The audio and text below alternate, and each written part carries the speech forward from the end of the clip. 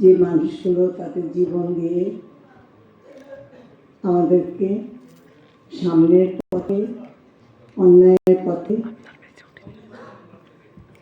প্রতিরোধ করার জন্য এবং সুন্দরের যুদ্ধ করার জন্য প্রেরণা দিয়েছেন। তেমনি একটা সুন্দর দিনে এখানে যারা উপস্থিত হয়েছেন, এতক্ষণে এত ভালো ভালো কথা বললেন, যাদের নাম শুনেছি, কাজ দেখেছি, হয়তো সামনে থেকে পরিচিত হওয়ার সুযোগ হয়নি, আজকে এমন একটা দিনে সেই সুযোগটা পেয়েছি। এই জন্য প্রথমে আমি সালমানকে অনেক দোয়া করি এবং তার প্রতি কৃতজ্ঞতা। আর তাকে আমি বয়সে অনেক বড়, 82 বছর বয়স, তবুও তাকে আমি স্যালিউট দিই, কারণ সে একটা টিম করেছে।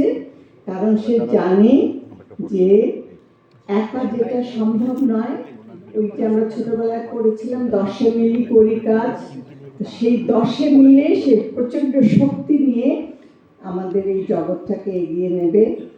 সেই জন্য এবং ছোঁয়া প্রজেন্ট ফিশের যারা কর্ণধার আছেন তাদেরকেও বলি, আপনারা সঠিক লোকটি যার নেতৃত্বে আমি মনে করি এই পণ্যটি শুধু এই একটি পণ্য না, আপনাদের অন্যান্য সব পণ্য বাংলাদেশের ঘরে ঘরে পৌঁছে যাবে।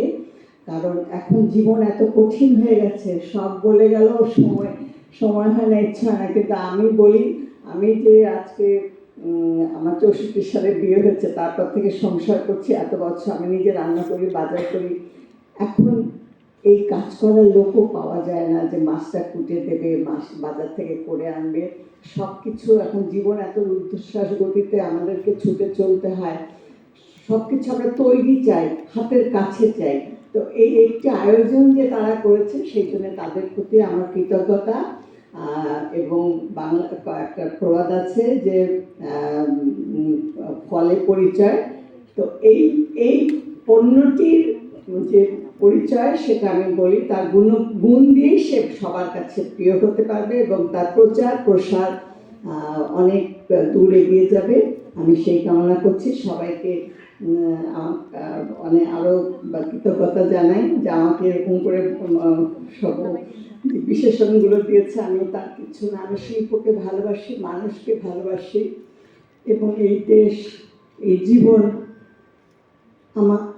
আমার এখন এখানে আমি একা থাকি, আমার মেয়েরা দূর দেশে আছে, ওরা আমাকে নিয়ে গেছিল, কিন্তু আমি এই দেশের মানুষ, দেশের মায়া, এর জন্য ওখানে থাকতে পারিনি।